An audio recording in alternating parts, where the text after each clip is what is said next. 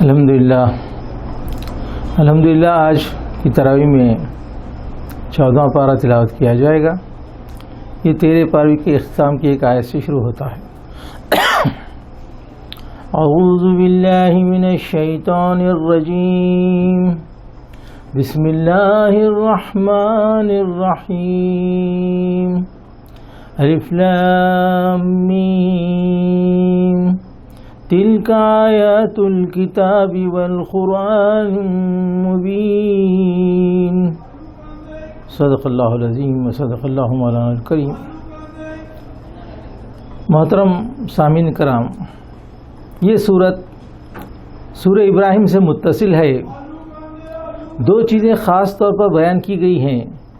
ایک یہ کہ نبی دعوت دیتے دیتے مدت گزر چکی ہے اور مخاطب ہر دھرمی پر مذاق، رکاوٹ اور مختلف قسم کی دھاندلیاں کرنے پر تلے ہوئے ہیں، ظلم و زیادتی کا راستہ اختیار کیا ہے، اور نبی صلی اللہ علیہ وسلم اپنی قوم کے کفر اور فجور اور مزاحمت کے پہاڑ توڑتے توڑتے تھکے جا رہے ہیں۔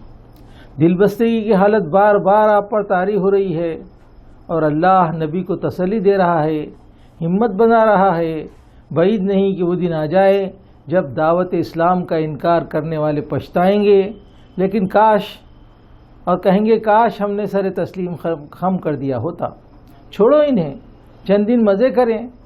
یہ کہتے ہیں کہ یہ دیوانہ ہے، نعوذ باللہ۔ اگر یہ سچا ہے تو فرشتوں کو سامنے کیوں نہیں لاتا؟ ہاں، فرشتے اترتے تو مہلت ختم ہو جاتی۔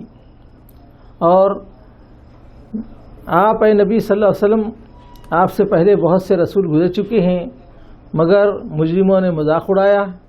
ہم نے اس ذکر کو سلاخ کے معنی ان کے دلوں میں اتار دیا ہے۔ کوئی نشانی دیکھ لیں، ایمان لا کر نہیں دیں گے۔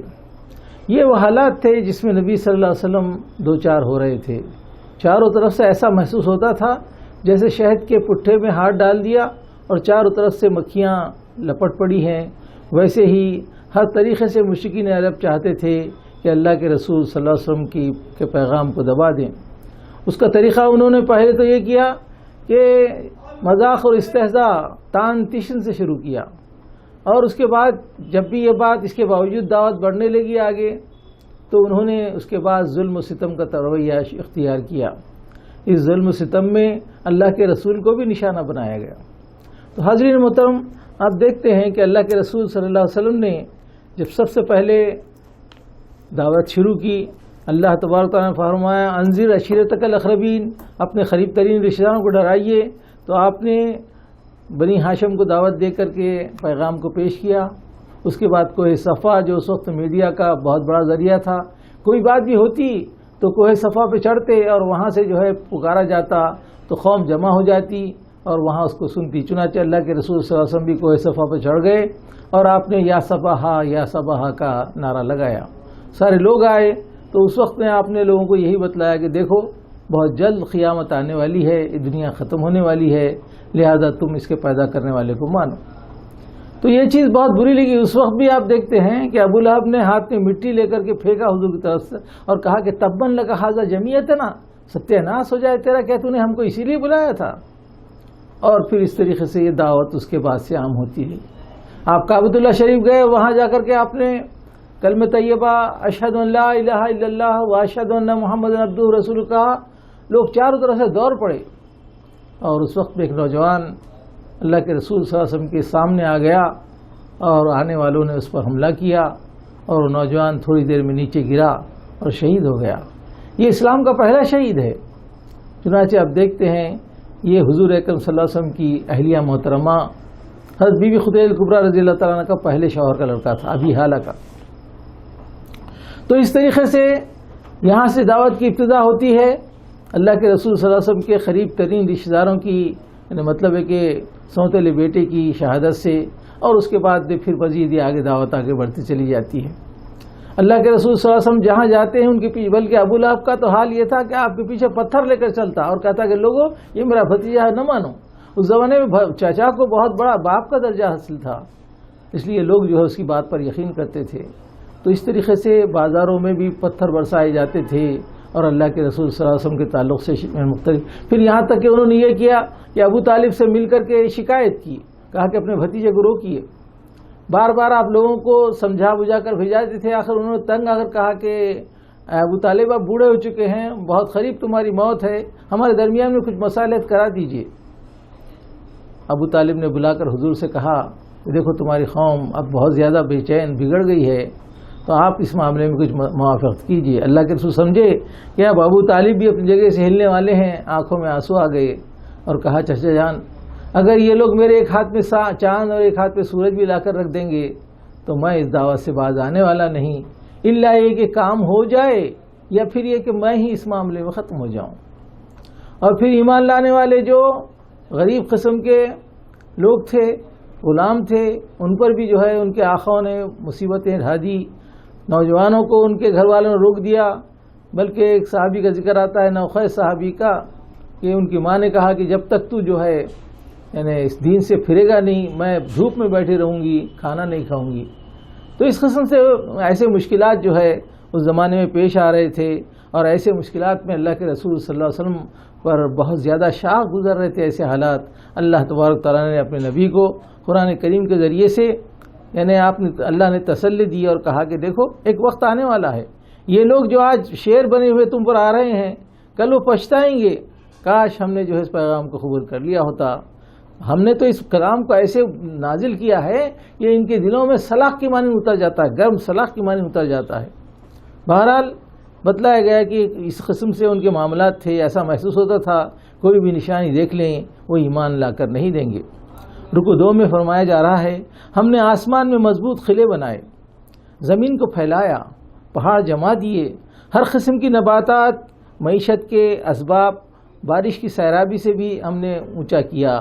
اور اس طریقے سے زندگی کے اندر انسان کو جو چیزیں لگتی ہیں اللہ تبارک تعالیٰ ایک ایک نعمت کو گنا کر کہتا ہے یہ تمام نعمتیں ہماری ہیں، ہم نے اس کو نازل کیا ہے اور ہماری وجہ سے پورے انسانوں کو رزق آسانی ہو رہی ہے.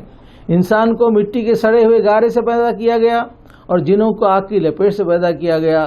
پھر یہاں پر آدم علیہ السلام کا واقعہ اور ابلیس کا معاملہ پیش کیا گیا کہ کس طریقے سے ابلیس نے اللہ کے احکام کو نہیں مانا اور اس طریقے سے راندہ بارگاہ ہو گیا.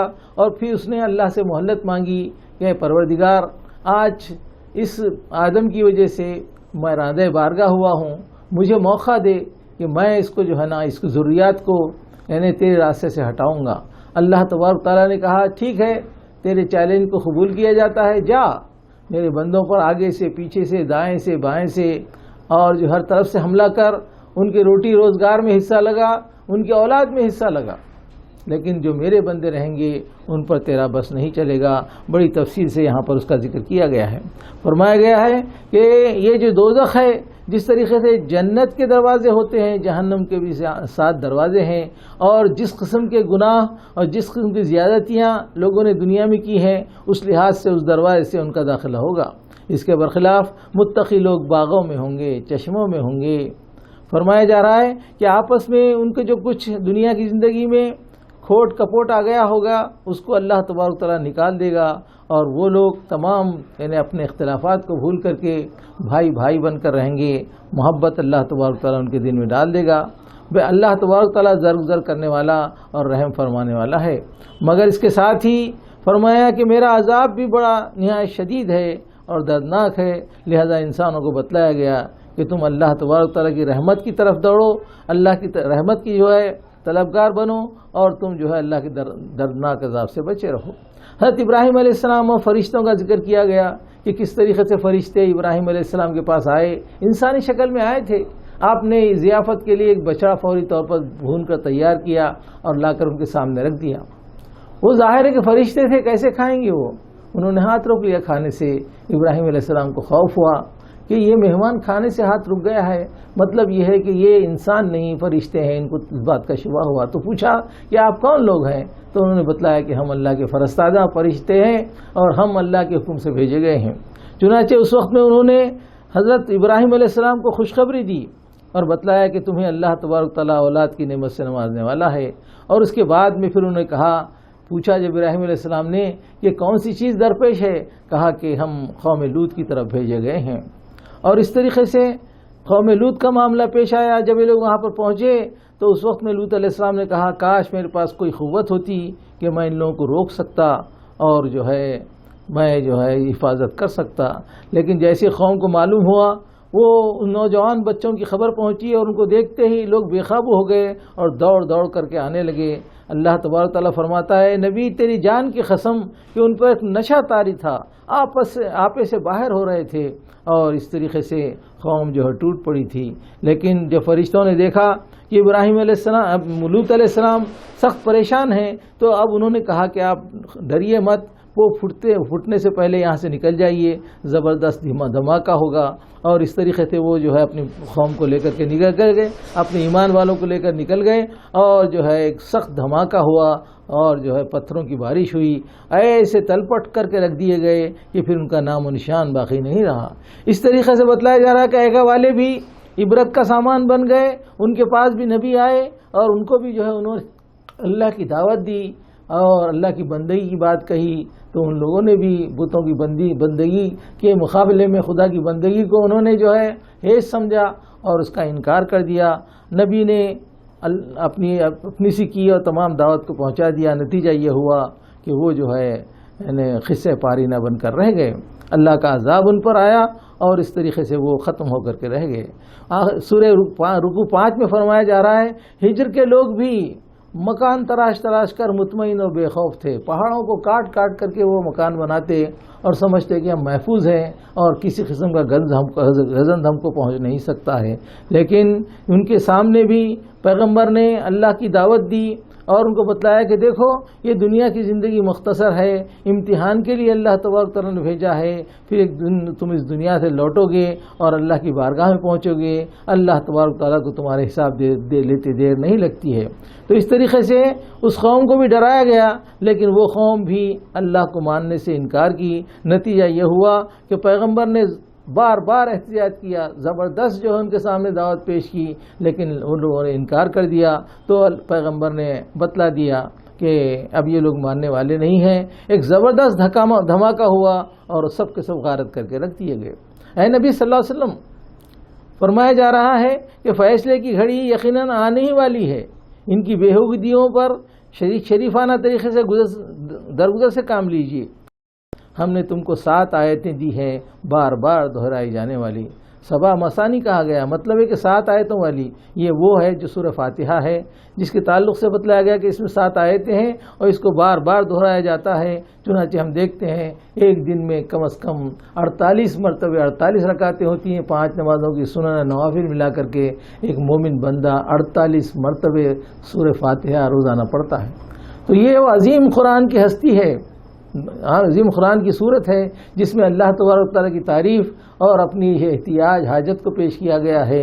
اللہ تبارک تعالیٰ فرماتے ہیں یہ ایک بہت بڑی نعمت ہے جو ہم نے تم کو دی ہے، جس کو بار بار دہرایا جاتا ہے۔ یہ بڑی عظیم چیز ہے جو اللہ تبارک تعالیٰ نے دی ہے۔ متاع دنیا کی طرف آنکھ اٹھا کر بھی نہ دیکھو اور نہ ان کے حال پر دل کڑھاؤ، ان کی خبر لینے کے لیے اللہ کافی ہے۔ ہم کو معلوم ہے کہ جو لوگ باتیں بناتے ہیں اس سے تمہارے دل کو تکلیف پہنچتی ہے، سخت کوفت ہوتی ہے۔ اس کا علاج یہ ہے کہ اپنے رب کی حمد کے ساتھ تسبیح کرو، اس کی جناب میں سجدہ بجا لاؤ، آخری گھڑی تک اپنے رب کی بندگی کرو۔ اس طریقے سے اللہ تبارک تعالیٰ نے سورہ ہجر کے اندر قوموں کے واقعات کو بھی پیش فرمایا، اور یہ سب ایک ہی رنگ کے تھے، یہ سب آخرت کے بھولے ہوئے اور دنیا میں مگن تھے۔ اللہ تبارک تعالیٰ نے ان رسولوں کے ذریعے سے متنبع کیا، لیکن جب انہوں نے نہیں مانا تو اللہ کا عذاب آیا اور تلپٹ کر کے رکھ دیے گئے۔ اب سورہ نحل ہے، فرمایا جا رہا ہے اللہ کا فیصلہ آ گیا ہے، جلدی نہ مچاؤ۔ وہ جس کو چاہتا ہے اپنی پیغمبری کے لیے چن لیتا ہے تاکہ لوگوں کو آگاہ کرے کہ خدا کے سوا کوئی معبود نہیں ہے۔ انسان کو ذرا سی بوند سے اللہ نے پیدا کیا ہے اور دیکھتے ہی دیکھتے ایک ایسا سری جھگڑالو بن گیا ہے۔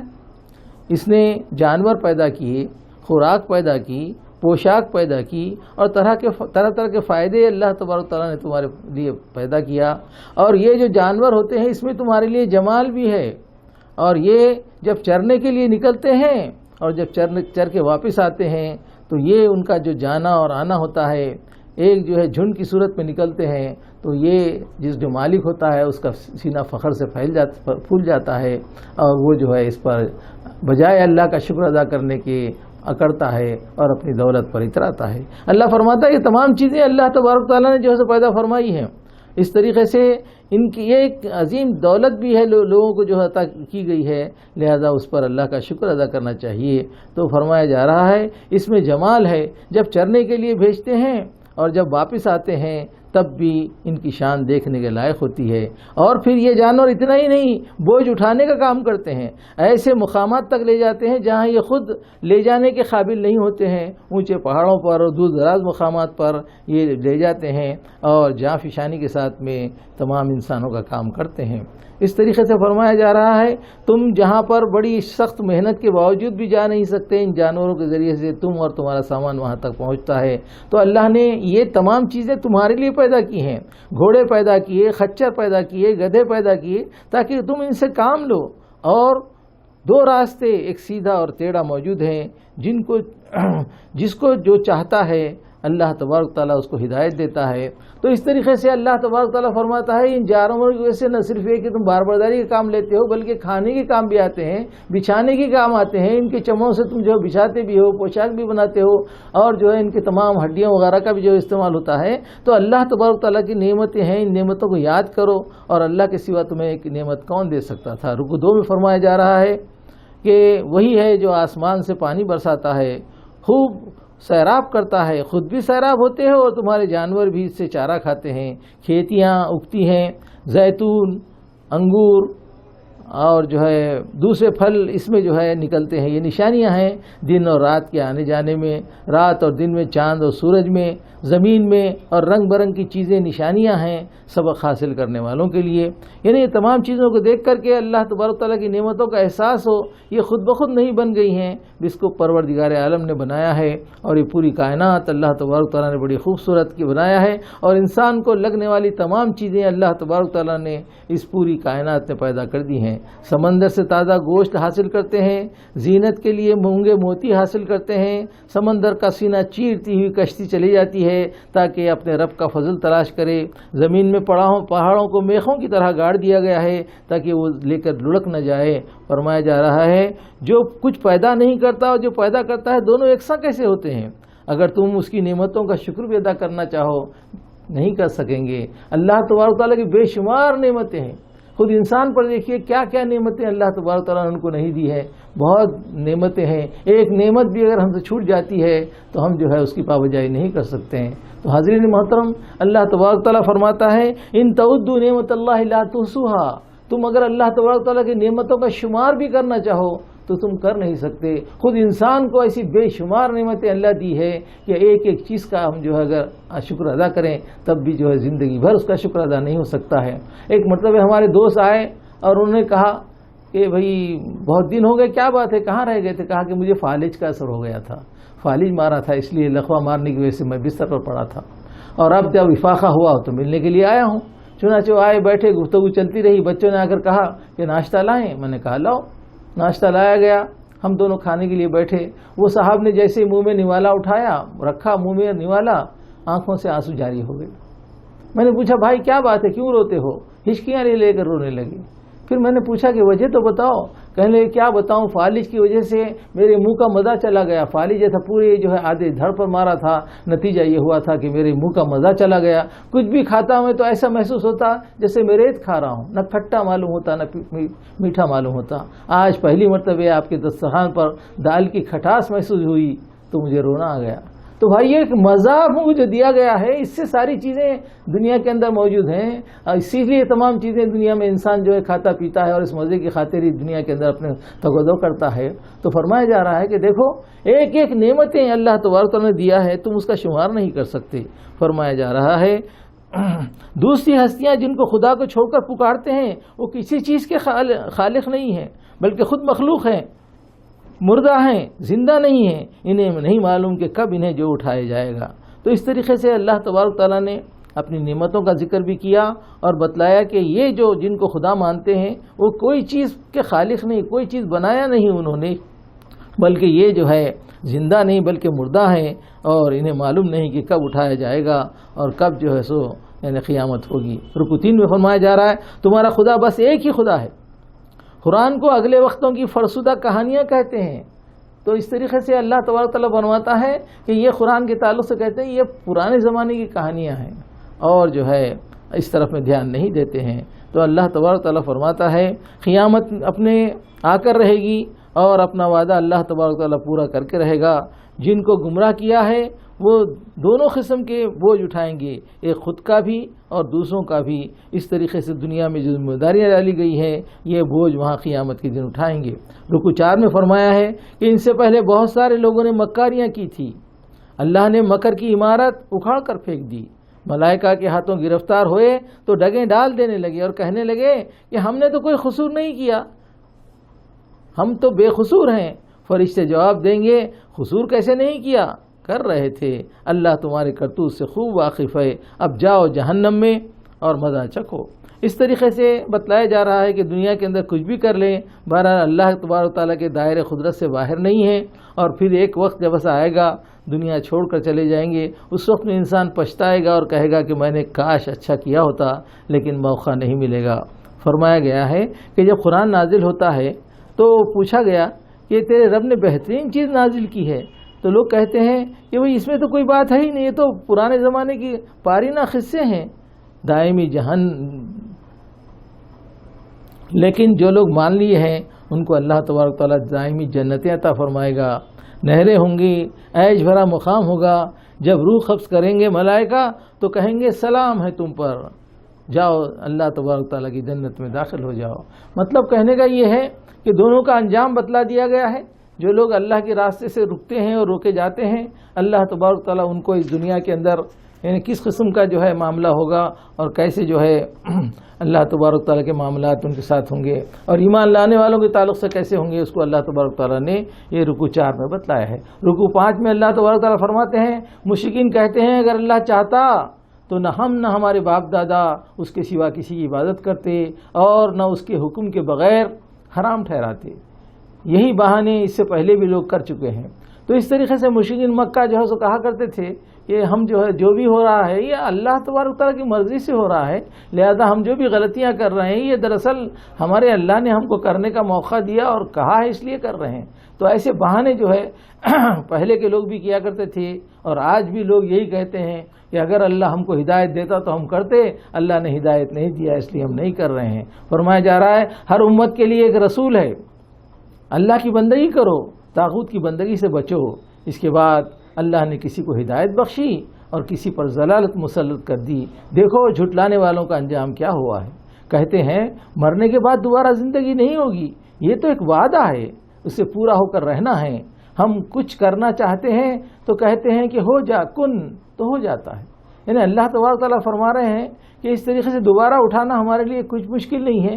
اس پوری کائنات کو ہم نے پیدا کی ہے، انسان کو پیدا کیا ہے، اب اسی انسان کو دوبارہ پیدا کرنا ہمارے لیے کچھ نہیں ہے۔ اللہ تبارک تعالیٰ کو کوئی چیز کرنے کا ہوتا ہے تو کہتے ہیں کن فیکون، تو ہو جاتی ہے، کن کہتے ہی وہ تمام چیزیں ہو جاتی ہیں۔ رکوع 6 میں فرمایا گیا اللہ کی خاطر ہجرت کرنے والے اور دنیا اور آخرت میں اللہ تبارک تعالیٰ جو کے لیے جو مصیبتیں اٹھانے والے ہیں ان کو بڑا اجر دے گا۔ یہ لوگ پیغمبر کی دعوت کے جو لوگ مخالف ہیں اور بدتر سے بدتر چالیں چل رہے ہیں، کیا اللہ کے عذاب سے بے خوف ہو گئے ہیں؟ کیا نہیں دیکھتے کہ سائے کس طرح اللہ کے حضور سجدہ کرتے ہیں؟ زمین و آسمان میں مخلوق ہے جسے ملائکہ ہیں، سب اللہ کے آگے سربسجود ہیں۔ سورہ آیت سجدہ ہے، اور ہرگز سرکشی نہیں کرتے اور تیرے رب سے ڈرتے رہتے ہیں۔ اس طریقے سے اللہ تبارک تعالیٰ نے دونوں گروہوں کی بات کو سامنے رکھی ہے، ماننے والوں کی اور انکار کرنے والوں کی۔ اس کے بعد میں رکوع 7 میں فرمایا جا رہا ہے اللہ کا فرمان ہے کہ دو خدا نہ بناؤ، تم کو جو نعمت بھی حاصل ہے اسی کی طرف سے ہے، جب سخت وقت آتا ہے تو اسی کو پکارتے ہو، جب وہ ٹال دیتا ہے تو دوسروں کو مہربانی میں شریک کرتے ہو تاکہ اللہ کے احسان کی ناشکری کرو۔ اچھا مزے کر لو، ان قریب معلوم ہو جائے گا کہ ہمارے دیے ہوئے رزق میں تم نے کیسے اس کو استعمال کیا۔ ہمارے دیے ہوئے رزق میں حصے مقرر کرتے ہیں، خدا کے لیے کچھ اور اپنے دیوتاؤں کے لیے کچھ۔ تو اس طریقے سے وہ خدا کے لیے بیٹیاں تجویز کرتے ہیں اور اپنے لیے بیٹے تجویز کرتے ہیں، کسی کو جب لڑکی کی خوشخبری سنائی جاتی ہے تو ذل وجہہ، اس کا چہرہ سیاہ ہو جاتا ہے، دیکھتا ہے کہ میں اس کو لڑکی کو پالے رکھوں یا مٹی میں دبا کر ڈال دوں۔ یہ پرانے زمانے کی بات تھی جب کہ لوگ ترقی یافتہ نہیں تھے۔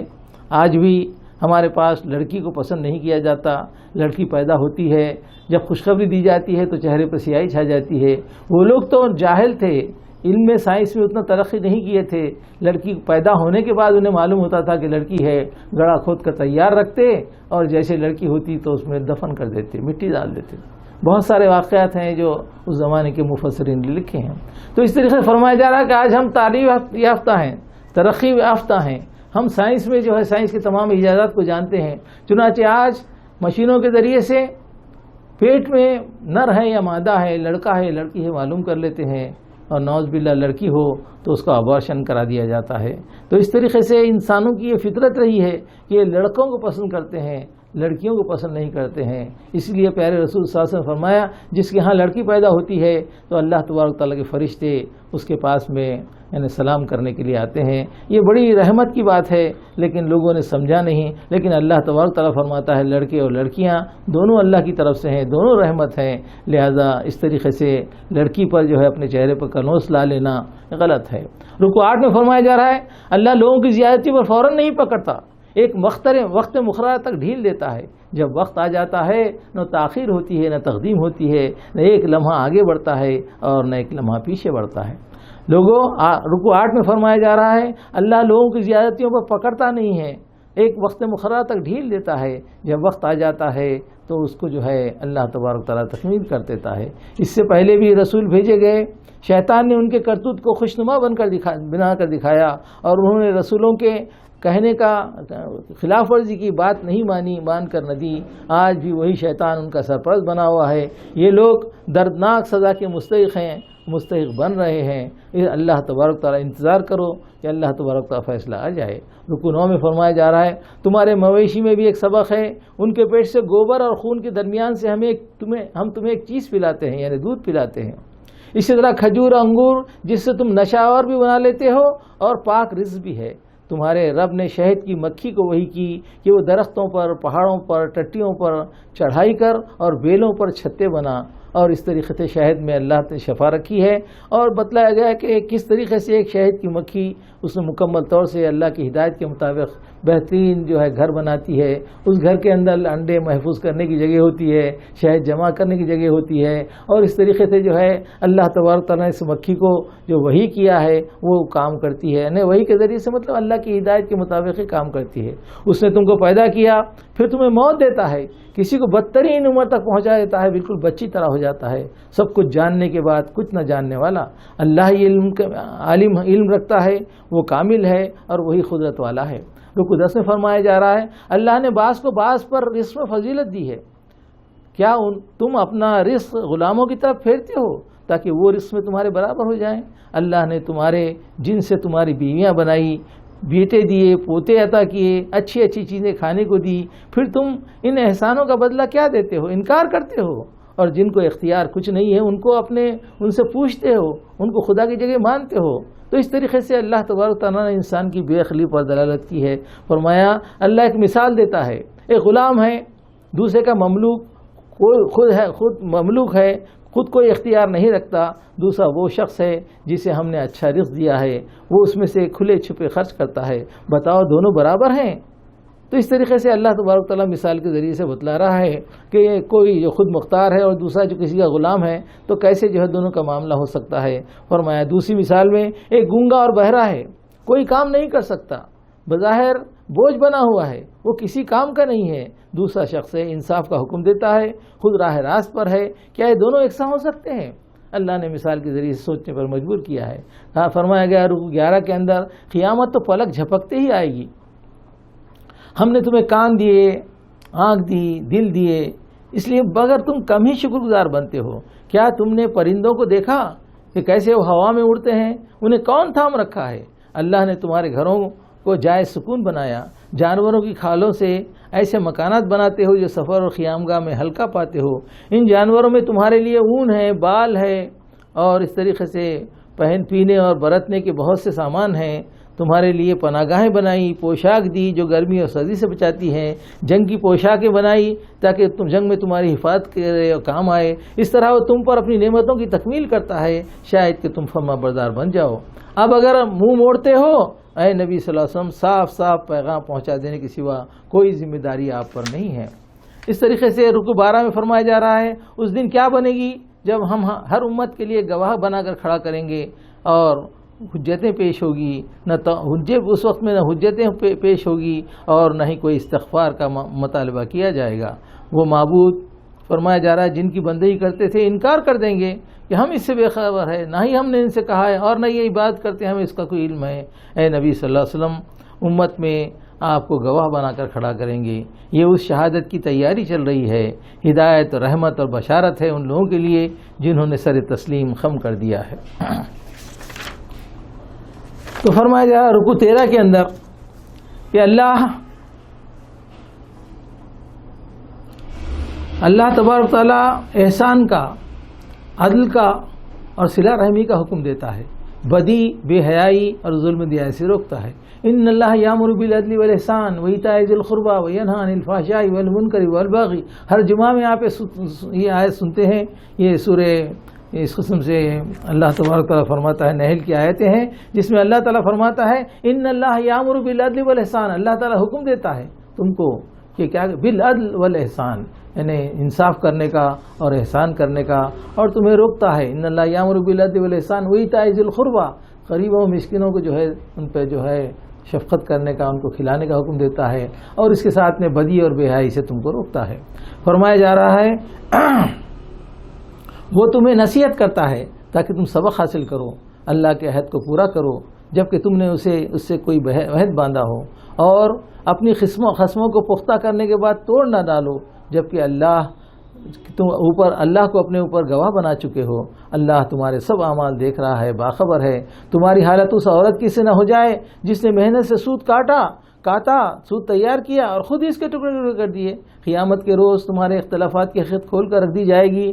وہ جسے چاہتا ہے گمراہی میں ڈالتا ہے اور جسے چاہتا ہے راہ راست دکھاتا ہے۔ وہ ضرور تمہیں تمہارے اعمال کی باز پرس کرے گا۔ مسلمانوں، تم نے آپس میں خصمیں نہ کھایا کرو، دھوکہ دینے کے لیے خصمیں نہ کھایا کرو، اللہ کے عہد کو پورا کرو، اور جو تھوڑے فائدے کے لیے اس کو بیچ نہ ڈالو۔ تھوڑے فائدے کا مطلب یہ نہیں کہ زیادہ فائدہ ہے تو بیچ دو، مطلب کہنے کا ہے کہ فائدہ حاصل کرنے کے لیے تم خصمیں نہ کھاؤ اور تھوڑے فائدے کی خاطر جو حق کو بیچ نہ ڈالو۔ جو کچھ اللہ کے پاس ہے وہ بہتر ہے، اور جو کچھ تمہارے پاس ہے وہ خرچ ہونے والا ہے۔ جو کچھ اللہ کے پاس ہے باقی رہنے والا ہے۔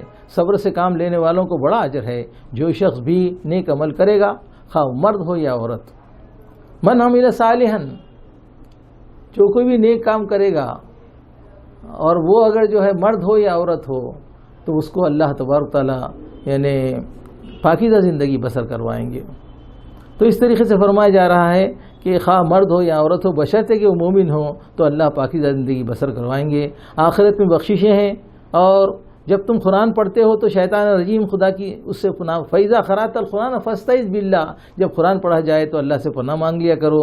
بس اس طریقے سے فرمایا جا رہا ہے اس کا تو بس لوگوں پر نہیں چلتا ہے، اور جو اس کو سرپرست بنا لے گا اور اس کو بہکاوے سے شرک کرنے لگائے گا، اور نتیجہ یہ ہو کہ گناہگار ہو جائے گا۔ رکوع 13 میں فرمایا جا رہا ہے جب ہم ایک آیت کی جگہ دوسری آیت نازل کرتے ہیں، مطلب یہ ہے کہ قرآن مجید کے مختلف مقامات پر کبھی ایک مضمون ایک مثال سے سمجھایا گیا ہے تو کبھی وہی مضمون سمجھانے کے لیے دوسری مثال دی گئی ہے۔ ایک ہی قصہ بار بار دہرایا گیا ہے، کبھی ایک پہلو سے پیش کیا گیا ہے تو کبھی دوسرے پہلو سے پیش کیا گیا ہے۔ ایک بات کبھی مجمل بیان کی گئی ہے تو کہیں مفصل بیان کی گئی ہے۔ اسی بنا پر کفار و مشرکین کہا کرتے تھے کہ اے محمد صلی اللہ علیہ وسلم، یہ قرآن خود آپ تصنیف کر لیے ہیں، اگر یہ خدا کی طرف سے ہوتا تو پوری بات ایک وقت کہہ دی جاتی، یہ تھوڑا تھوڑا کر کے کیوں نازل کیا جا رہا ہے، کیوں بھیجا جا رہا ہے؟ اور اللہ تبارک تعالیٰ کوئی انسان تھوڑی ہے جو ٹھہر کر کے سوچ کر کے اپنی بات کہے، یہ انسانی کمزوریوں میں سے ہے، لہذا یہ کلام جو نظر آتا ہے وہ آپ نے خود گھڑ لیا ہے۔ حالانکہ روح القدس نے رب کریم کی طرف سے یہ کلام رسول اکرم صلی اللہ علیہ وسلم پر بتدریج نازل کیا۔ اس میں بھی اللہ کی مصلحتیں ہیں کہ جو ہے تاکہ تھوڑا تھوڑا کلام آنے کے بعد لوگوں کو اس پر ایمان لانے والوں کو یعنی پختہ احساس ایمان بھی ہو اور اس پر عمل کرنے کے قابل بھی ہو جائیں اور اس کے لیے تیار بھی ہو جائیں۔ کبھی کہتے ہیں کہ محمد صلی اللہ علیہ وسلم کو سکھاتا ہے، پڑھاتا ہے، اور یہ کلام انہوں نے اس سے سیکھ کر کے پڑھ کر کے ہمارے سامنے پیش کیا ہے۔ اور جس آدمی کی طرف اشارہ کرتے ہیں وہ عربی جانتا ہے، عربی کا ماہر نہیں ہے، لیکن اس کے باوجود بھی وہ یہ بات کہتے ہیں۔ فرمایا جا رہا ہے حقیقت یہ ہے کہ تیرا رب، حقیقت یہ ہے کہ اللہ کی آیات کا جیسے انکار کرنا چاہتے ہیں، اس کے لیے ہیلے بہانے بنا رہے ہیں۔ انہوں نے آخرت کے مقابلے میں دنیا کی زندگی کو پسند کر لی ہے، تو اللہ نے بھی ان کے دلوں اور کانوں اور آنکھوں پر مہر لگا دی ہے۔ اور اس طریقے سے اس کے بالمقابل ایمان والے جو ہوتے ہیں، گھر بار چھوڑتے ہیں اللہ کے لیے، ہجرت کرتے ہیں، راہ خدا میں سختیاں برداشت کرتے ہیں، یقیناً اللہ ان کے لیے غفور رحیم ہے اور ان کو جو ہے بہترین نعمتوں سے نوازے گا۔ اس کا 14 رکوع میں فرمایا جائے کہ پس لوگوں، اللہ نے جو حلال رزق دیا ہے اسے کھاؤ پیو، حرام سے بچو۔ مردار خون، سور کا گوشت اور وہ جانور جس پر اللہ کے سوا کسی کا نام لیا گیا ہو وہ حرام ہے۔ البتہ جنہوں نے جہالت کی بنا پر برا عمل کیا ہے پھر توبہ کر کے اپنے عمل کی اصلاح کر لی ہے تو اللہ کو معاف کرنے والا پائیں گے۔ آخری رکوع میں فرمایا جا رہا ہے ابراہیم علیہ السلام کی تعریف کی گئی کہ وہ کبھی بھی مشرک نہ تھے، وہ یکسو ہو کر اللہ کی بندگی کرنے والے تھے۔ اللہ نے ان کو منتخب کر لیا، سیدھا راستہ دکھایا، اور وہ دنیا میں بھی بھلائی میں ہیں اور آخرت میں بھی صالحین میں سے شمار ہوگا ان کا۔ لہٰذا ابراہیم علیہ السلام کے طریقے پر چلو۔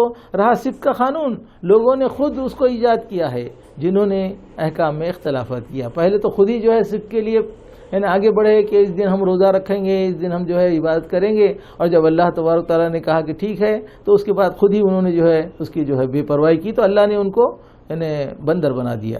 اے نبی صلی اللہ علیہ وسلم، اپنے رب کے راستے کی طرف دعوت دو، حکمت اور عمدہ نصیحت کے ساتھ، اور لوگوں سے بہترین طریقے سے مباحثہ کرو۔ اگر بدلہ لو تو اتنا ہی لو جس قدر تم پر زیادتی کی گئی ہے، لیکن اگر تم صبر کرو، معاف کر دو، تو یہ تمہارے لیے بہت بہتر ہوگا۔ اے محمد صلی اللہ علیہ وسلم، صبر سے کام کیے جاؤ، لوگوں کی حرکات پر رنج نہ کرو اور نہ ان کی چال بازیوں پر تنگ دل ہو۔ اللہ تو متقیوں کے ساتھ ہے، اور احسان پر عمل کرتے رہو۔ وآخر دعوانا ان الحمد للہ رب العالمین۔